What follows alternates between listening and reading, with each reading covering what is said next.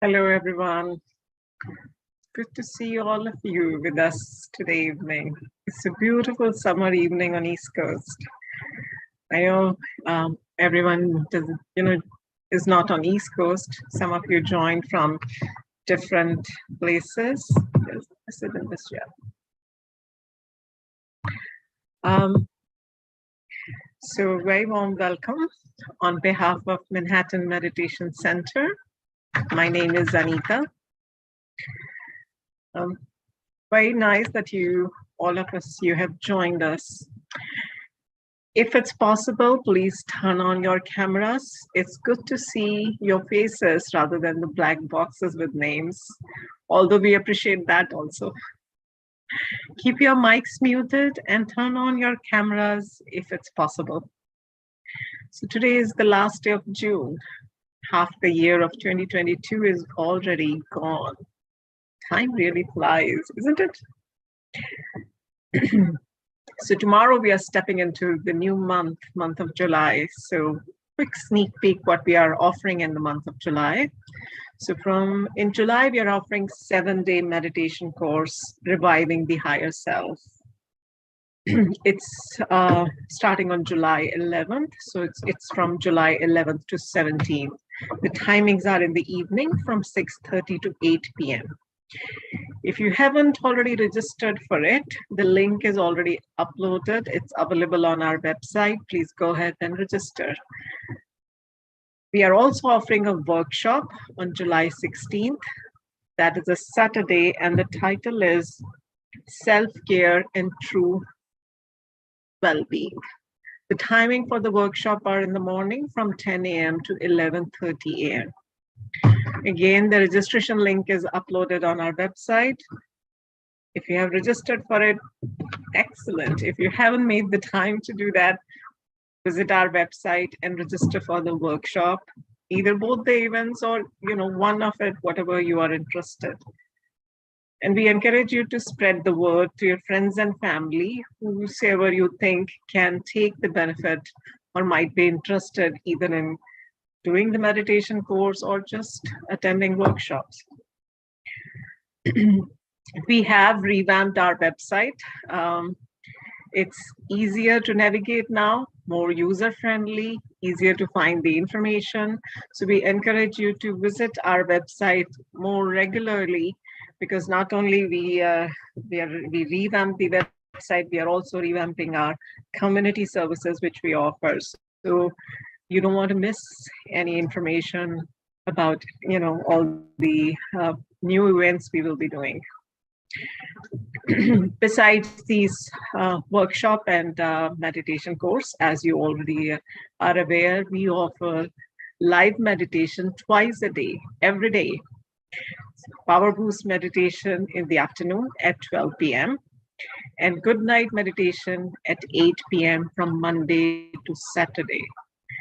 And on Sundays, the good night meditation starts at 7:30 p.m. Power Boost is only from Monday to Friday. Recordings of the Power Boost meditation and the Good Night meditation is available on our YouTube channel and on our Facebook. So in case you cannot make the time to join live, you can take the benefit by listening to recordings. Every day, new topic is introduced by the meditator, and it's just 10 to 15 minutes only. But the benefit, if you do it regularly, right, benefits are immense. Recordings of these Thursday talks are also available on our YouTube channel as well as on our Facebook. If you would like to access the recordings to just review or revise, you can do that too. I think that's all as far as the announcements go. So today's topic is where science meets silence. Do you think both of them, they meet ever? Science and silence, do they go hand in hand? Actually, it seems very unusual, but they do go hand in hand. Science is the aspect of spirituality. Sorry, silence is the aspect of spirituality. And both actually people, the aim is to prove things, but both take a different approach. And we are going to hear about it, how they are similar or different at the same time from Dr. Rona Schweitz. Sister Rona, very warm welcome.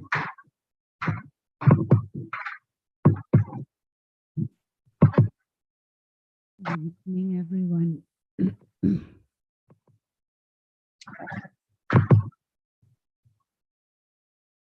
Something is not right, Anita.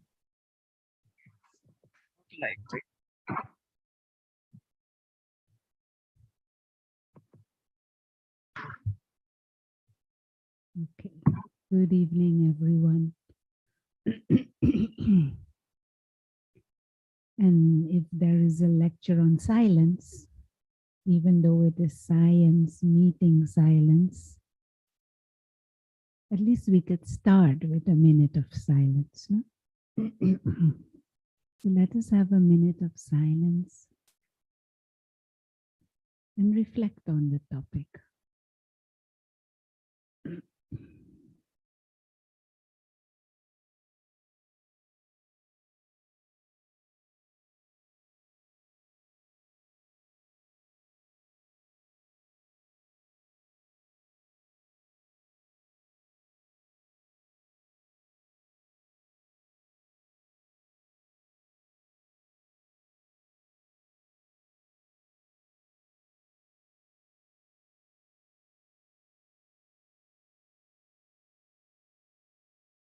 Thank you.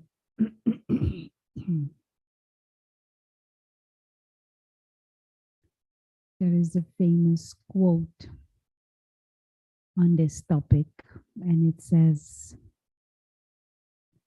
"Science without religion is lame, and religion without science is blind." And I very much like this quote because it illustrates actually how science and silence are not two completely disconnected, separate things.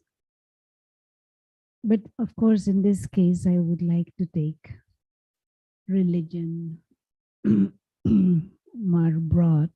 Is the sound okay for everyone?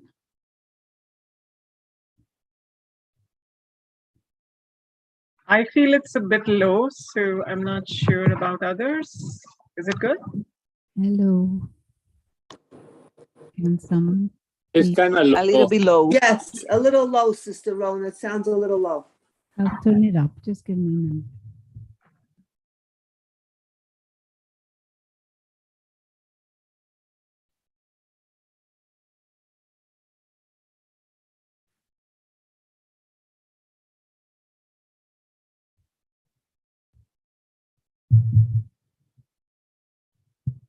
Is this better?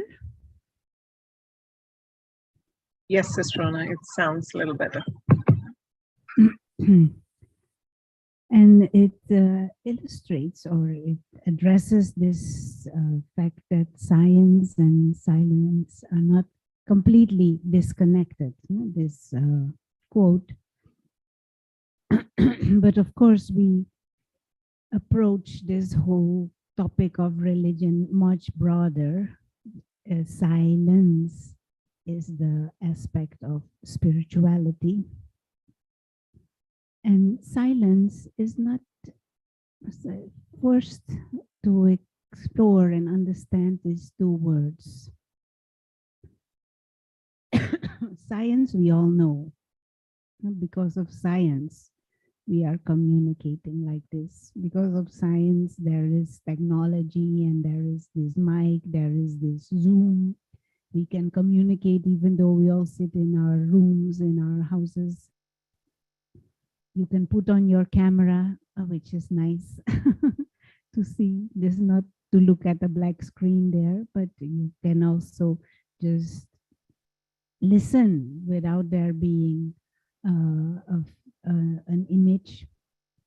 There are so many things these days. Our lives actually are possible because of silence and the developments in science and technology. So it is kind of clear what is possible through that, and how our life and how our society has become very, very interweaved with the developments of science and maybe even very dependent upon science. And then there is the aspect of silence. What is silence actually? This word often gets used or synonymously used with with religion or with meditation or with a blank mind and spirituality. But when we use this word silence, we do not necessarily mean the absence of noise, or at least the absence also of inner noise. And it doesn't mean the absence of thoughts. It doesn't mean the absence of ideas. It doesn't mean the absence of feelings and emotions, but it means the absence of useless thoughts and of destructive emotions. Silence. But also it is synonymously used with spirituality. Now, what do science and silence or spirituality have in common? They both strive to grasp and understand truth. This is like a very noble striving of humanity throughout the ages, striving to understand the deeper secrets, the more hidden secrets. But science has a different approach, and spirituality has another approach. The sound is still not good. Yes, Sister Rona, can we try to adjust the sound a little bit more? It's not clear, and it's not also loud enough.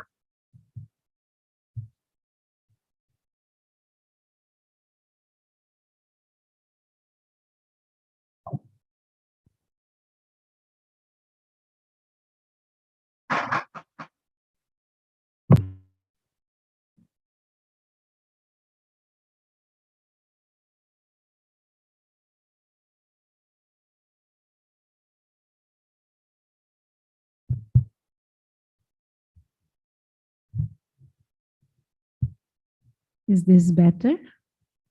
Or is it the same? Yes, it's better. This is better. Okay, so both of these,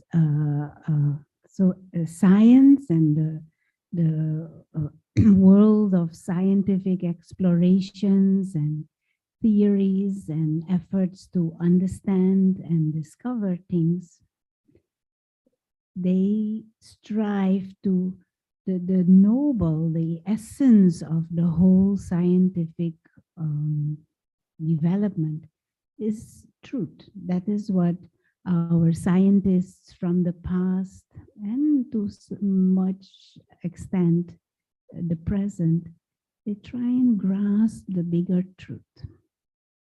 And the same with spirituality. Just the approach is different. And maybe we should say that in science, they understand, the understanding is that they study the physical world.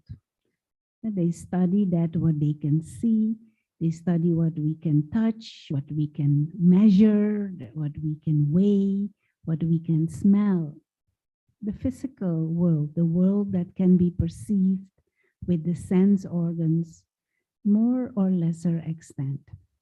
And that is fine. And within their explorations, within their formation of theories, within their observations, they are usually very systematic and they strive for accuracy. And that is also why there are results. Not the fact that there is electricity, for example, is because things are accurately done. Now, this mic works because the wires are accurately connected, because the right button is turned. That is why there is volume. If I don't know which button to turn and I just try out whatever, this mic will not work. So within this whole area of science, there is this striving for accuracy, precision, and systematic. They're very systematic. And this is a virtue that is much less seen in the area of spirituality and in the area of religion. They do explore the world beyond matter, which science doesn't do.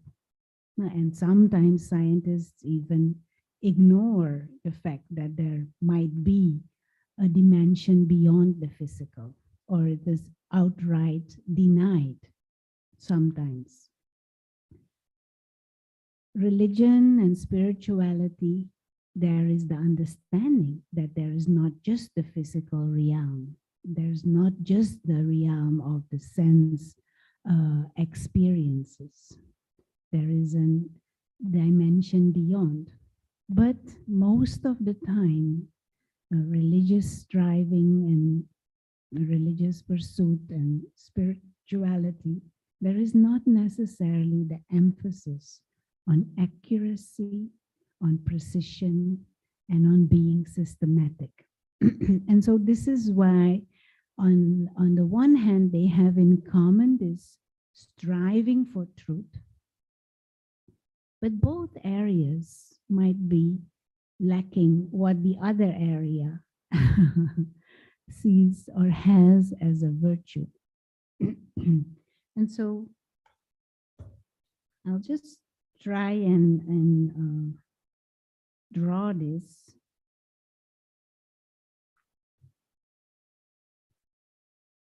Hope everyone can see the whiteboard. So the understanding is that there are two dimensions. No? There is a dimension of matter, dimension of bodies, the dimension of the sense organs, of matter, of objects, of nature. This is supposed to be a tree. Sorry that I can't draw very well. The dimension of money, the dimension of physical relationships and family and job and nationality and culture and sound and movement, all of that, the physical dimension. And science evolved to explore and study the physical dimension. But they don't, real scientists don't claim that there is nothing beyond this.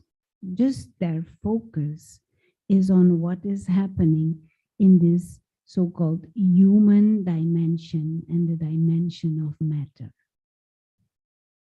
Spirituality and religion, to a large extent, also says there is a dimension beyond. That is this dimension of what is invisible, the dimension of consciousness, the dimension of the soul, the dimension of God, the dimension of after death, the dimension of before birth. And so both strive for truth. But if we approach this search for truth, this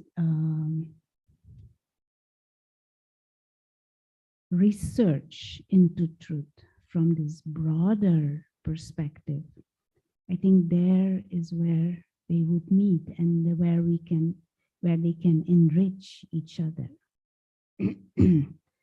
But there is, of course, this thing within our human nature, which is called ego. And there's lower tendency of having a limited view and a limited perspective based upon our selfish and limited understandings. And then we don't necessarily want to broaden our perspective. Now, within the world of science, there are many, many different types of research going on. And they use scientific methodology to study certain phenomena that are not acknowledged necessarily by mainstream science. For example, there are studies into out-of-body experiences or near-death experiences. There are millions and millions and millions of people all over the world who claim that they that they have experiences out of the body. Now, one or two may exaggerate, one or two may be lying, but millions and millions of people. And there are certain institutes that are run by different people from different interest backgrounds in science, and they do research and use scientific methodology to try and study these phenomena. And these phenomena may be able to teach us something from the beyond. And so this is an approach that I think shows where science can meet silence. In the University of Virginia, there is an institute that was started by Dr. Ian Stevenson, where they have collected thousands and thousands and thousands and thousands of cases of files, cases that they have studied of people who claimed that children who claimed that they remember a previous life. Thousands and thousands. Now the topic is, you could say, non-scientific in the realm of spirituality or in the realm of some religions at least. But the methodology used is scientific methodology. It's very systematic and with accuracy in interviews and uniformity. And they come to very interesting results and outcomes. But of course, mainstream science does not necessarily embrace it because of this limited perspective and this limited view. Because if science would have to acknowledge the existence of the soul, then many other theories that have been there over a long period of time may not be true anymore. But on the other side, this accuracy and this systematic research, if we as individuals would apply this in our own journey, in our spiritual journey, this would help us tremendously to discover things in the area of silence that are tremendous. Now, if we would use if we would do our meditation, for example, our meditations in a more systematic way, in a way that contains more accuracy, it would help our experiences. And this is an area that is very useful for every spiritual student to explore a bit more, to have a scientific attitude towards our spiritual practices. And of course, we would encourage scientists to be more spiritual in their efforts of scientific research and development. But of course, this is a gathering of people who are more spiritually inclined than necessarily researchers. But it is useful to understand that they do not exclude each other.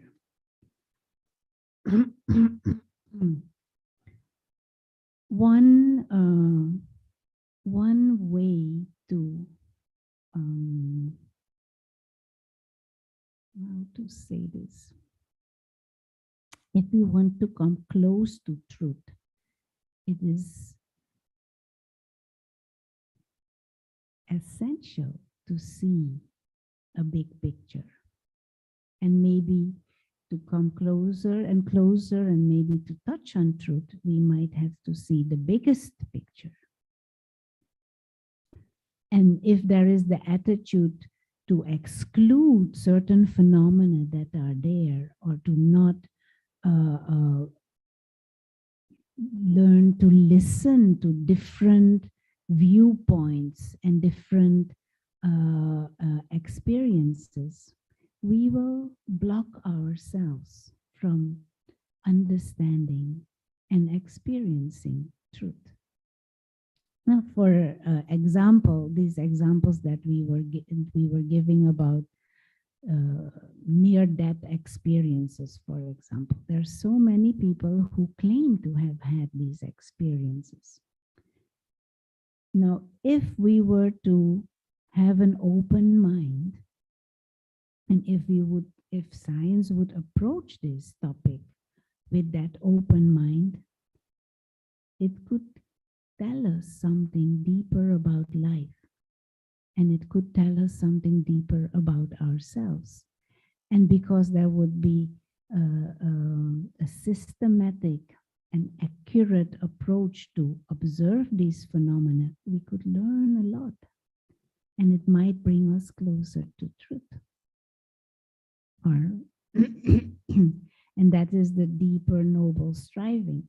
And if we are aligned with truth, we need that bigger picture. We cannot say, no, I don't believe in this, so I don't acknowledge it. No, someone may have a certain experiences, and there may be, for example, thousands of cases systematically studied in the case of reincarnation. How can we say that we are truth-loving? How can we say as a human race that we aspire to understand life and understand truth and understand ourselves, and then ignore a phenomena that obviously exists?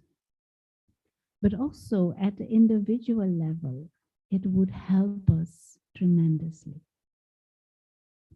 Because if we use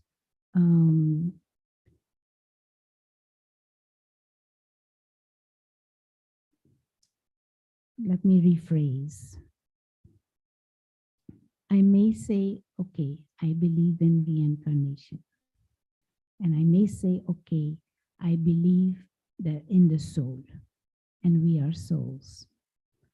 But then still, if this research in those cases of children who remember previous births, researchers show us these certain patterns.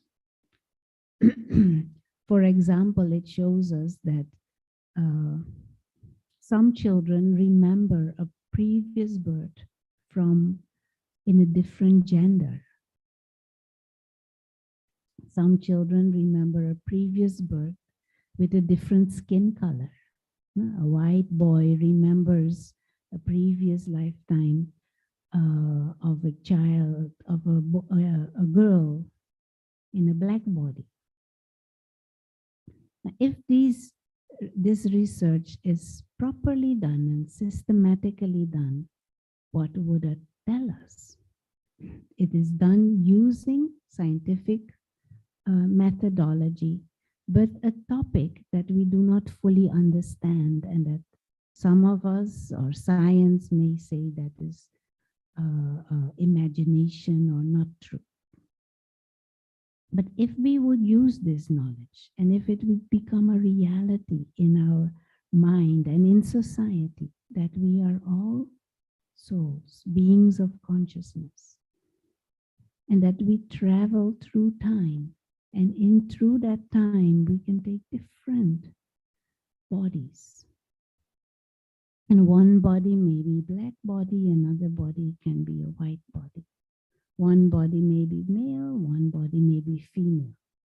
If we would live with that awareness, many of the problems and situations in today's world would not be there.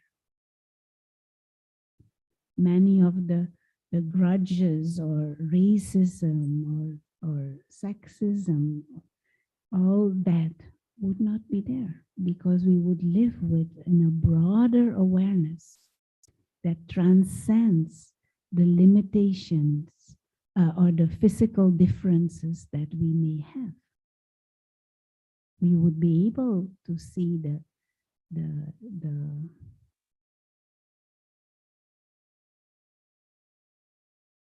silliness of judging and condemning and identifying with gender or with race, for example. And we would be able to see that behind there is a being of consciousness, a soul. And so this is where I think silence, spirituality meets science. And if they would meet fully, that society would be a much better society. That society would be a society where there is balance, there would be harmony, and there would be prosperity and comfort. Both would be there, but it requires the individuals to use the virtues and the quality and the speciality of both silence and science. Now, silence is actually the method with which to explore spirituality. Silence is the choice of not going into mental clutter, the choice of using thoughts in a constructive and in an elevating way. Silence is the medium actually for deep thought. Even many scientists, they share their process of discovery. Many times it happened, their ideas come to them after periods of silence, of deep contemplation, of reflection, and of course, after trying out things and consistently, tirelessly trying out things. Now, spiritual scientists, we could have that same attitude. Certain ideas, certain concepts, let us deeply reflect on that. And let us experiment with them deep in our own mind. Now, for example, this understanding that there is a physical and a non-physical dimension. There is the invisible part to life. And one thing that can come up in our silent reflections is to see the, what is the word? To see the, sorry, I have just had some session in another language. So English words are not so easy to come by at the moment. Parallel hmm? is the word you're looking for is parallel. Yeah. Yeah, parallels maybe in just observing the phenomena in nature. Now, for example, if we look at a tree, no? When we look at a tree, what we see is the stem, and we see the branches, and we see the leaves, and the flowers, and the fruit. That is what we see. And that is what we cherish, and we use the fruit and the flowers or the wood. We use it and we enjoy it. But there is a part of the tree that is invisible. But that is a very essential part. And that is the part of the roots, the seed and the roots underground. And a lot of activity is happening at that invisible level. The whole tree actually stands because of the invisible and what is going on underneath, underground. And so this is, I feel, is a very nice parallel to understand the world and life in general. There is an invisible dimension, the dimension of thoughts, the dimension of consciousness, the dimension of awareness, the dimension of attitude, the dimension of vibrations, the dimension of thoughts. That is the invisible dimension, the dimension of the soul. And that is like the roots, the seed and the roots on which the physical expression, the part is being played out.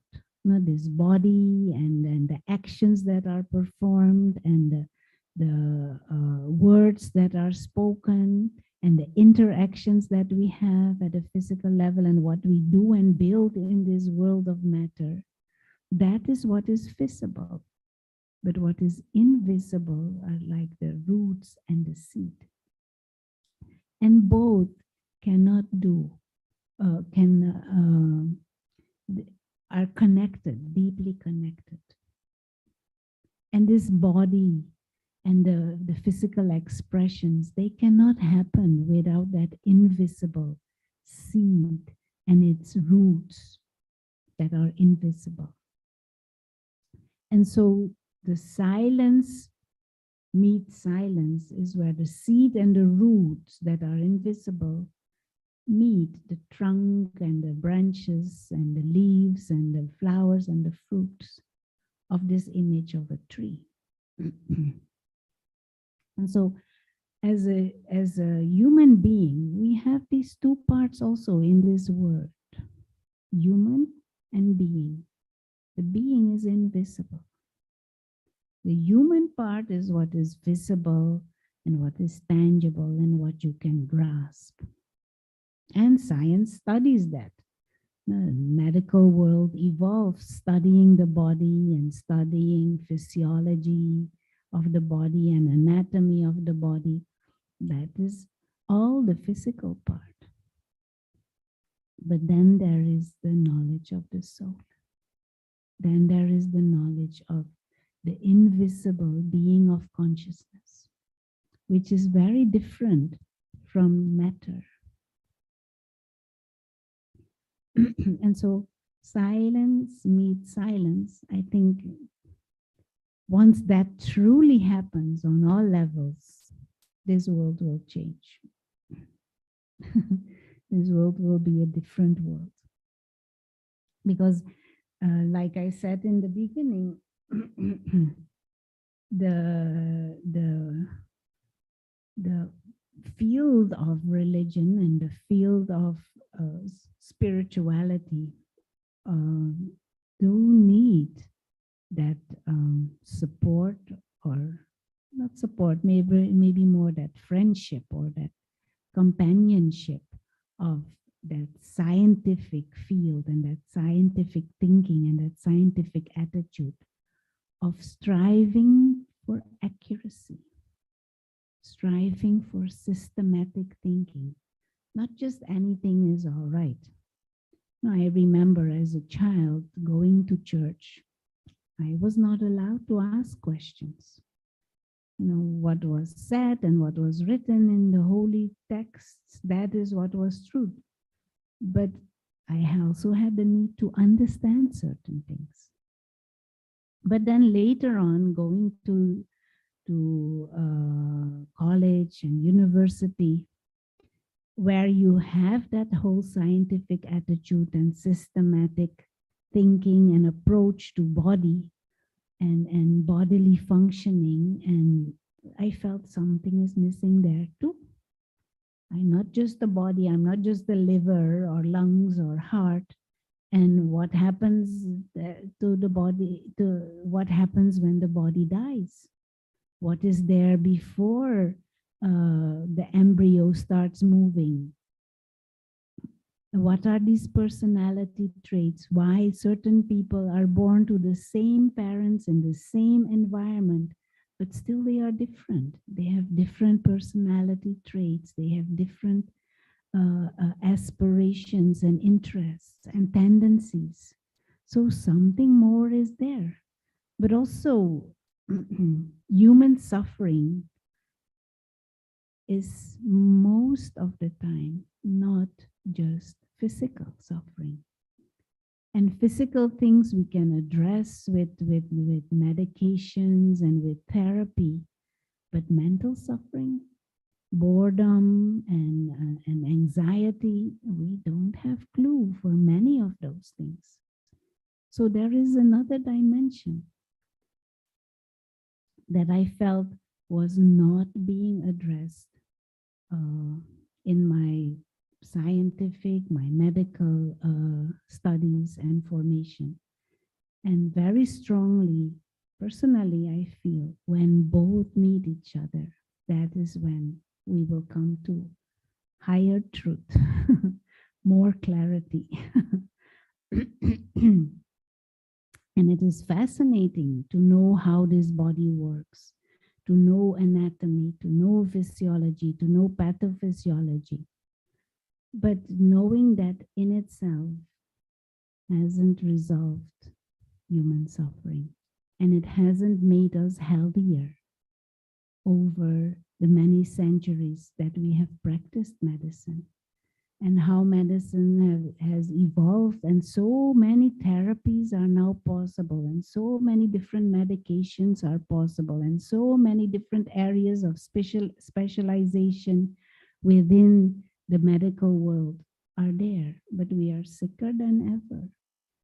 We need more money to treat people. We need more doctors and nurses and medical personnel and ambulances and hospitals, more than ever.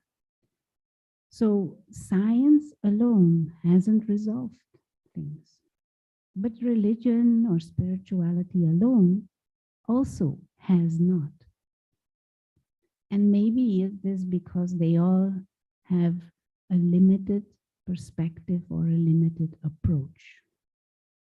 And what Raj Yoga and the efforts of the Brahma Kumaris and the body of knowledge of Brahma Kumaris aims to do is to have that broader perspective and inspire all the aspects to bring their specialities and virtues to this game of understanding truth, understanding self, understanding life, and understanding this world, and understanding what is beyond this world. And not taking that attitude that beforehand already excluding God. Maybe the ideas that we have about God coming from religious teaching have failed us. We can maybe take that position. What they were telling me about God, that sounded a bit funny, but why do I therefore have to completely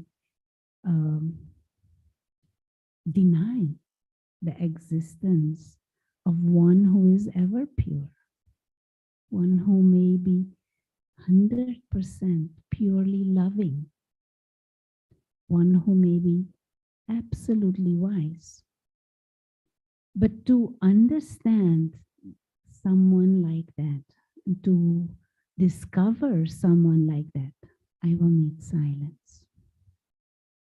I will need to open my horizon and explore, to even understand the potential of the self and to understand the potential of goodness in human nature, which is at this moment not always visible. We will need the whole realm of morality and spiritual striving to go deep inside our own consciousness and discover the truth and the beauty that lies hidden there.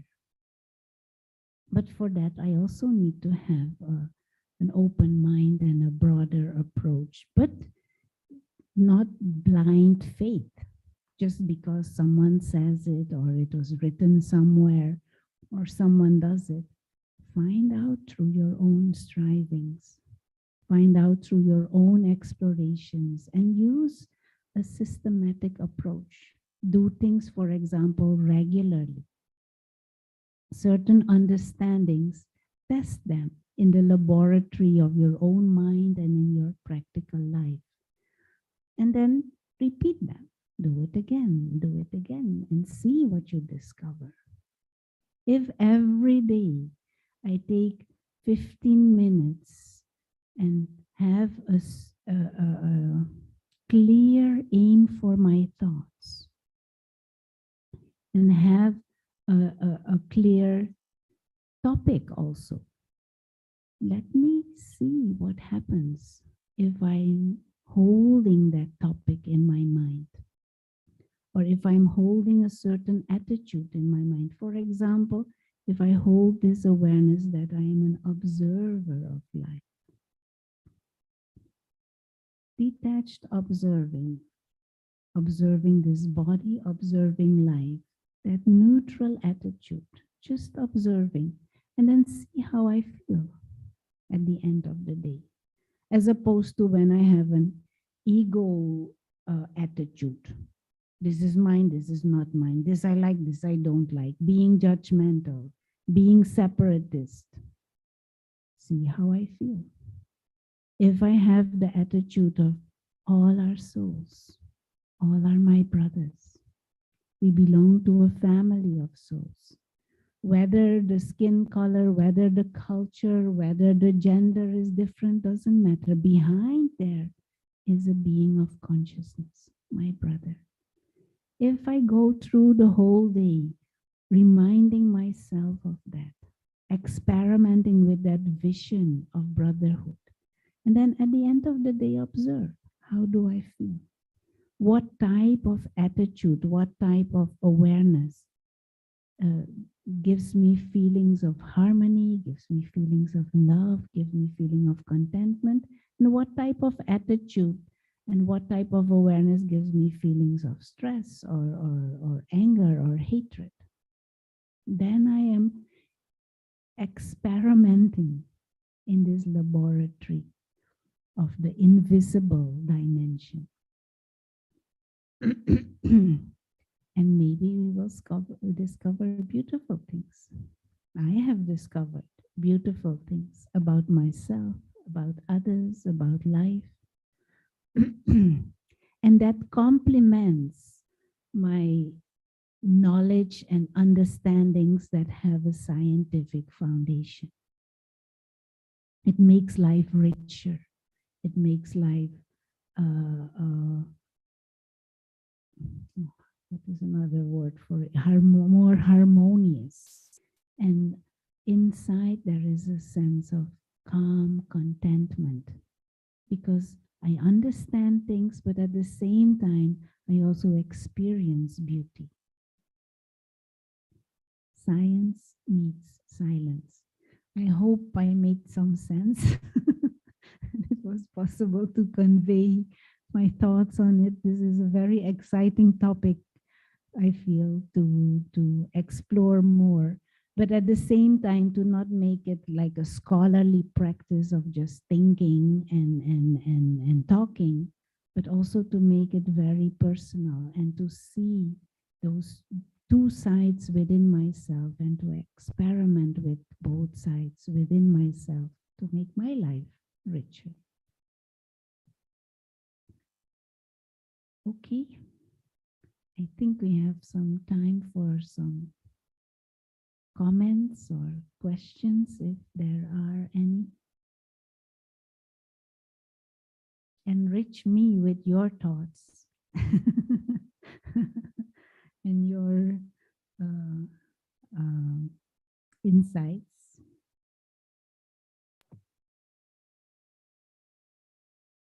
There are no questions in the chat, Sister Rona, but I think the message which is coming across loud and clear is that they are complementary to each other and they create a balance in life. If you just use one and not the other, then there's no. So there's a question why people don't like silence. Why people don't like silence.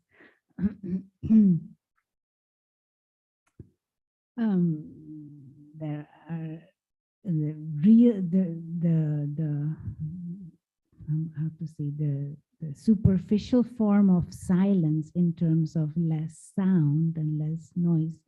I think people don't like that because there is lots of noise inside. And there are lots of cyclical thoughts and there are lots of maybe even negative thoughts and destructive thoughts. And because we don't want to necessarily address that, or we don't want to be aware of that, these thoughts are screaming in our head. That is why we try to distract ourselves with external noise, or entertainment. We just watch television all day, or we put on the radio loudly, or listen to some things, or all the time noise outside that distracts us from the noise that is inside. But sooner or later we will have to address it. There's another question. So the question is, we are told to stay in the positive, but don't we need the good along the bad? I think when we are ignorant, that is when we revert to the bad. But I don't need to be sick in order to be able to be healthy. And if I'm wise, I don't need to become sick before I can appreciate health. This is some of the ways sometimes we think like that we need good and bad together. I don't think so. And actually, when you mix them, everything becomes bad. And so I used to, or I give often this example, if you have a glass of milk, for example, and a glass of poison. Milk is milk, nutritious and good, and well, depends on the quality of the milk these days, but you understand what I mean. Or let us say fruit juice. There's some fruit juice there. And there is a whole glass of poison, and you will not touch that poison. And you will not say, oh, I need a little bit of poison with my juice to be able to appreciate the juice. And you won't say, oh, I need to drink the poison so that I can appreciate the juice better when I drink the juice. Poison is poison. If I choose to drink the poison, it is because of probably because of my ignorance. Or I am deceived and I don't recognize that it is poison. So if I drink the poison, or if I have these effects of poison, it is because something I am not understanding. something I'm not seeing, something I'm being deceived. And so this phenomena of, for example, pain or illness in this world, or negativity or discomfort in this world, it exists to tell us, hey, you're overlooking something.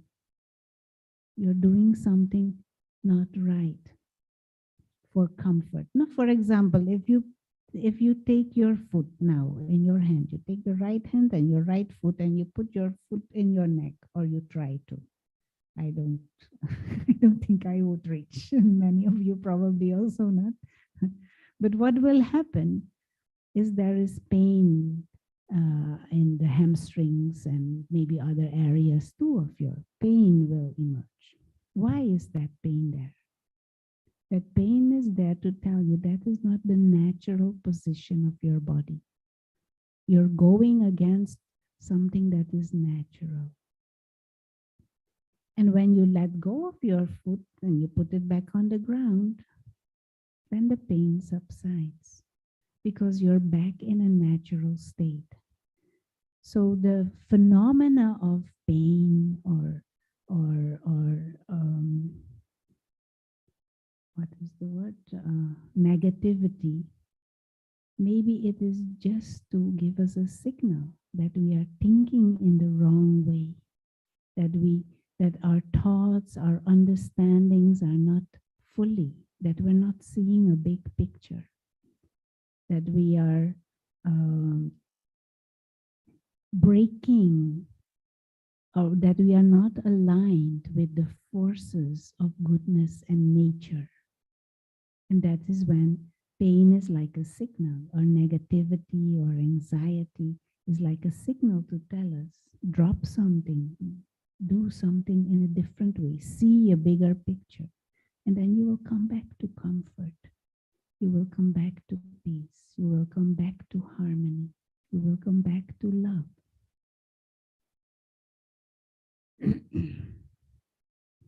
Okay. Time is fast. Thank you very much. Maybe we can close with a moment of silence. And in that silence, just reflect on this thing, that there is a physical and visible part to us and to life in general, but there is an invisible dimension. The inner being, the higher being, the soul, is invisible. And there is an invisible dimension to life. Let us explore that with a scientific attitude.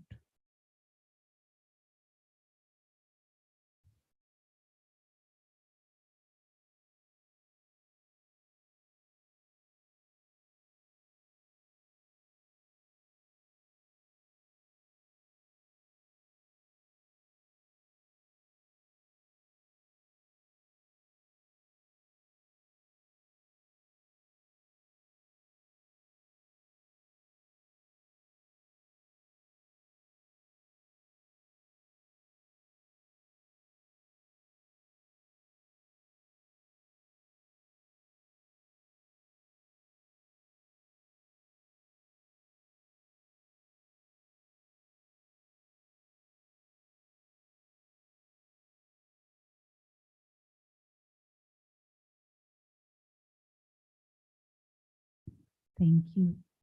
And have a good rest of the evening.